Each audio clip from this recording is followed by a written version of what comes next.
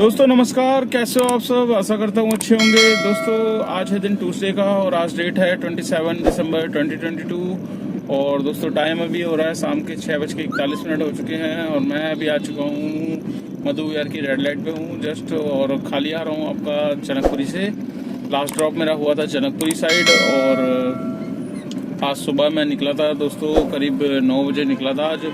और आज ठंड भी बहुत ज़्यादा थी और मतलब पहली ट्रिप मैंने गुड़गांव के लिए ट्रिप तो आ रही थी दूसरी साइड की, मतलब इधर पश्चिम बिहार की आ रही थी, वो मैंने स्किप करी। फिर मेरे पास सीधा गुड़गांव की आ गई थी। तो गुड़गांव की लेने में एक बेनिफिट ये होता है कि गुड़गांव जाने वाली साइड पे क्या है कि इतना जाम नहीं मिलता। पीछे वाली साइड से निकल उद्योग विहार का वो था, उद्योग विहार वाली साइड का ड्रॉप, तो वहाँ से क्या होता है कि पीछे वाले रास्ते से द्वारका एक्सप्रेस वाली साइड से चले जाओ तो 2-3 रास्ते हैं। बिजवासन वाले फ्लाईओवर की तरफ से निकल जाओ तो क्या है कि ये पालम वाला जाम मैन बच जाता है। पालम का जो जाम है वो बड़ा खतरनाक होता है और जिसमें क्या है कि पूरा का पूरा टाइम खराब वाली बात हो जाती है, टाइम पूरा खराब हो जाता है यहाँ। तो मैं कोशिश करता हूँ कि या तो गुड़गांव की मिल जाए। गुड़गांव में क्या है कि वहाँ जाके 1-2 राइड करके फिर वापसी अपना दिल्ली साइड या गाजियाबाद साइड की लगा देता हूँ। तो आज सुबह मैं निकला था। तो दोस्तों आज धुंध इतनी ज़्यादा थी, मतलब ये बस ये था कि 200-300 मीटर पे ही विजिबिलिटी दिख रही थी और काफ़ी ज़्यादा धुंध थी और मेरे ख्याल से सुबह सुबह तो और ही ज़्यादा होगी। तो सुबह का एकदम का जब 9 बजे करीब इतना हो रहा था, सुबह सुबह तो और ही ज़्यादा होगी। तो कल भी मैं जब आ रहा था करनाल से तब भी वहाँ पर काफ़ी धुंध थी, तो मैं फटाफट आ ही गया था क्योंकि हालांकि मैं ट्रिप के लिए रुकता तो हो सकता था अब ट्रिप मिल जाती, बट ट्रिप तो ऑन ही था मेरा वो, बट ट्रिप आई नहीं थी तो फिर मैं खाली आ गया था। तो आज मैं सुबह जब निकला, अभी 3-4 दिन ऐसे ही रहेगा और ट्रैवल पॉइंट्स जैसे कि आप मतलब आउट स्टेशंस की बुकिंग बहुत ज़्यादा मतलब लोगों को मिल रही है। खासकर मनाली साइड में तो बंदे बता रहे हैं इतना ट्रैफिक लगने लग गया बहुत लंबा, क्योंकि काफ़ी लोग मनाली जा रहे हैं, काफ़ी लोग वैष्णो देवी जा रहे हैं, बहुत प्लानिंग कर रहे हैं दिल्ली से। तो बहुत लोगों ने प्लानिंग करके निकल भी चुके हैं। तो इसलिए क्या है कि अभी काम ठीक ठीक है, मतलब ये भी नहीं बोलेंगे कि ख़राब है, पर ठीक ठीक है काम। बट जैसे कि आप जानते हो मतलब जब ये फेस्टिवल वगैरह न्यू ईयर वगैरह आते हैं तो ओला ऊबर हमें अच्छे खासे ऑफ़र दिया करता था। अभी का मतलब मेरे जब 2 हफ्ते पहले मेरे को, जब मैंने आपको बताया था कि कुछ राइड के ऊपर इंसेंटिव्स दे रहा है ये, तो स्टार्टिंग में दिया 10-12 राइड पे 300 रुपये दिए थे इसने। उसके बाद 1 हफ्ता दिया, उसके बाद सीधा बंद कर दिया फिर दोबारा से। तो इस बार ना ही न्यू ईयर पे कोई ऑफ़र दे रहा है ना कुछ दे रहा है। ओला भी पता नहीं ओला दे रहा है, क्योंकि ओला मैं चलाता नहीं हूँ। तो दोस्तों अगर आप ओला चलाते हो तो आपके पास इंसेंटिव प्लान आ रहा है, ओला कितना दे रहा है, तो मुझे कमेंट्स करके ज़रूर बताना कि हाँ ओला इस टाइम दे रहा है न्यू ईयर पे। पहले क्या हुआ करता था, पहले ये दोनों ही कंपनियाँ कंपटीशन में मतलब अच्छे खासे इंसेंटिव प्लान देती थी, बट अब तो बिल्कुल ही इसने बंद ही कर दिया है देना। मतलब बस वही है कि जो रेट मिल रहा है वही लो।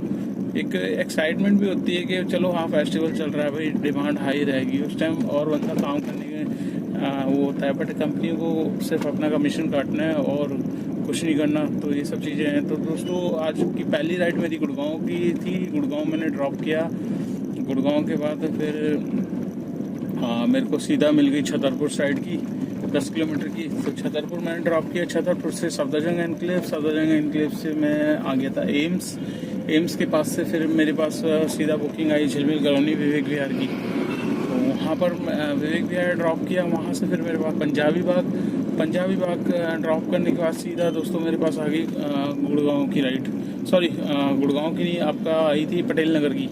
तो पटेल नगर मैंने ड्रॉप किया। पटेल नगर के बाद मेरे पास सीधा दोबारा आ गई गुड़गांव की। तो मैंने सोचा यार 1:30-2 बजे का टाइम था, तो मैंने कहा चलो ले लेते हैं, गुड़गांव की ट्रिप भी ज़्यादा ख़राब नहीं होती। तो मैंने दोबारा में बस ये नुकसान हो जाता है कि जो 100 रुपये का आपका 100 रुपीज़ का स्ट्रीट टैक्स होता है वो नहीं मिल पाता। हालांकि कस्टमर से ये चार्ज करता है, बट किसी और ड्राइवर भाई के काम आ जाता है, इसलिए उनको ये मतलब जो है 100 रुपये दे देता है। तो 31 किलोमीटर की राइड में मेरे को 339 रुपये मिले, जो कि कम था। उम्मीद ये थी मुझे कि 400 रुपये तक मिलेगा। जनपैक्ट छोड़ा था गोल्फ कोर्स रोड पे, जनपैक्ट है ना अमेरिकन एक्सप्रेस के पास, सेक्टर 53 तो वहीं पे मैंने ड्रॉप किया। वहाँ से फिर मैं चला गया था बादशाहपुर से मेरे पास सीधा लंबी ट्रिप आई कालका जी की। तो कालका जी ड्रॉप किया मैंने। कालका जी ड्रॉप करके फिर मैंने डाल दी थी लोकेशन, सीधा मेरे पास आ गई जनकपुरी। तो जनकपुरी छोड़ा आज काम ठीक ठीक हुआ है। तो दोस्तों अभी मैं आपको बताता हूँ, पहले मैं डलवा लेता हूँ सीएनजी, और सीएनजी पंप पे आ गया हूँ। सीएनजी डलवा के फिर मैं करता हूँ आपसे बात।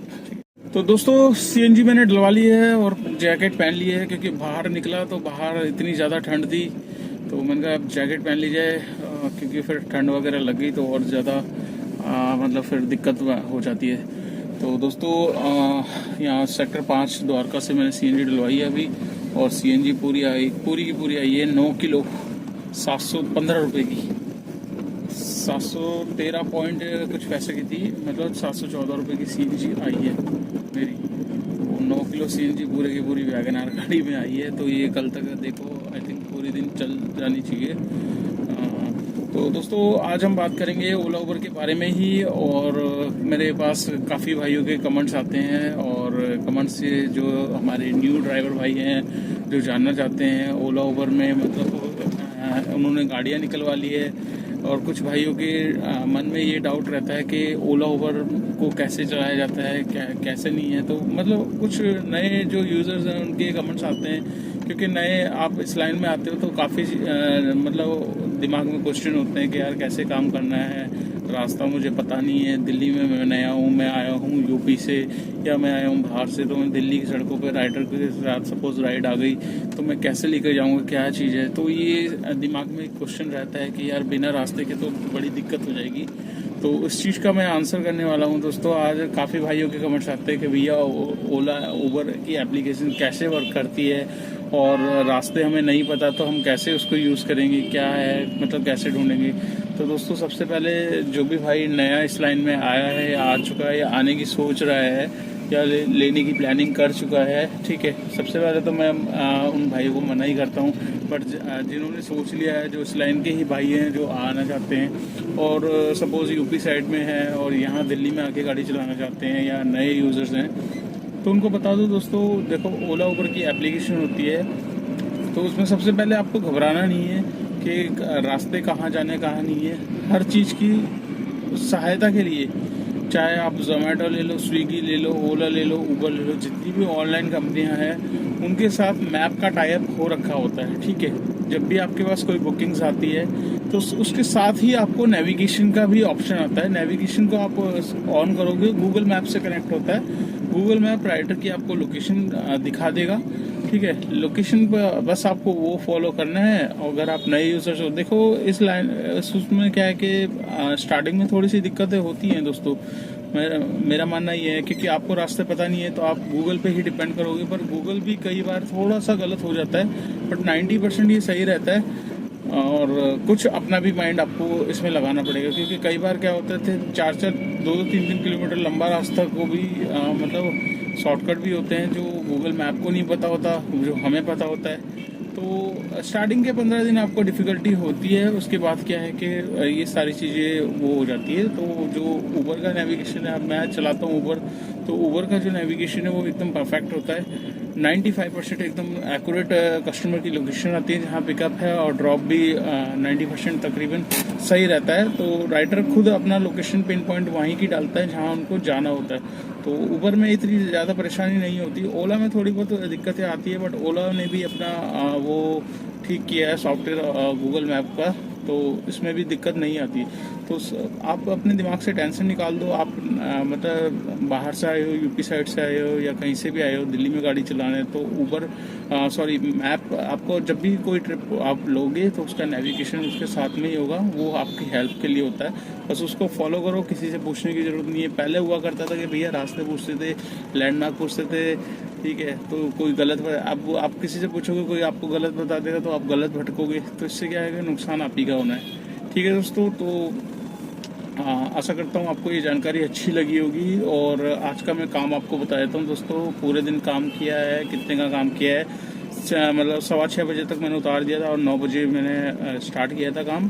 तो जितना भी काम है आपके साथ में शेयर कर दे। तो आप यहाँ पर देख सकते हैं आज का काम टोटल 2187 रुपये का मेरा आज का काम है। उबर का राउंड फिगर मान सकते हैं 2500 रुपये, जिसमें मेरे को 2 MCD के टोल मिले हैं, एक हरियाणा का स्टेट टैक्स मिलेगा, तो तीनों 300 लगाए होगी तो 2500 हो गया। तो 2500 रुपये का काम है, जिसमें से टोल हम 300 रुपये का हटा लेते हैं, 2200 रुपये बचते हैं। 2200 रुपये में जो दोस्तों मेरी CNG लगी है वो लगी है 700 रुपये तक की CNG मेरी लग चुकी है, क्योंकि सुबह मैंने डलवाई थी करीब 525 रुपये की ऐसी कुछ डलवाई थी, जिसमें मेरे पास ऑलरेडी पहले की पड़ी हुई थी 150-200 रुपये तक की CNG थी।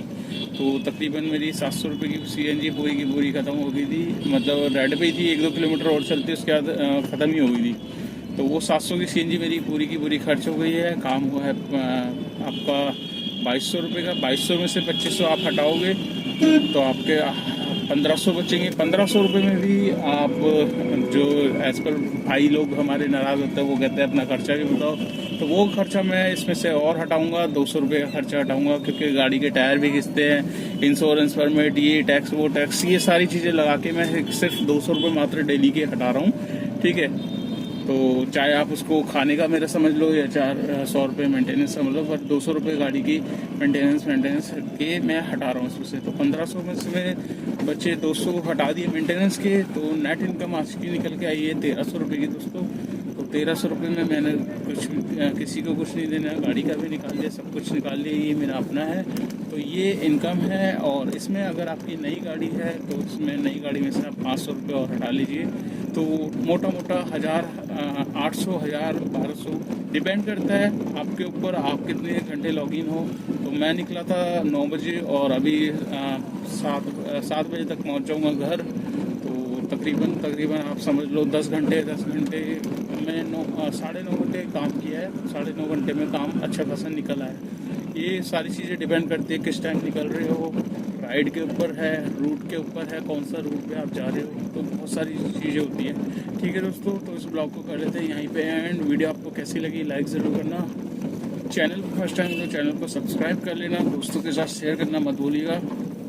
जितना आप वीडियो को शेयर करोगे उतनी मेरी वीडियो आगे पहुँचेगी, उन भाइयों के पास जाएगी जो ओला उबर के बारे में जानना चाहते हैं, आजकल कितना काम है, ओला उबर से कितना काम हो रहा है, एर्टिगा गाड़ी लेने में फ़ायदा है, डिज़ायर से कितना काम निकल जाता है, वैगनर से कितना, छोटी गाड़ी ले या पुरानी गाड़ी लेके डालने में फ़ायदा है, या ड्राइवर के थ्रू गाड़ी चलवाने की में फ़ायदा है या नुकसान है। ये सारी की सारी वीडियो मैंने डाली हुई है दोस्तों।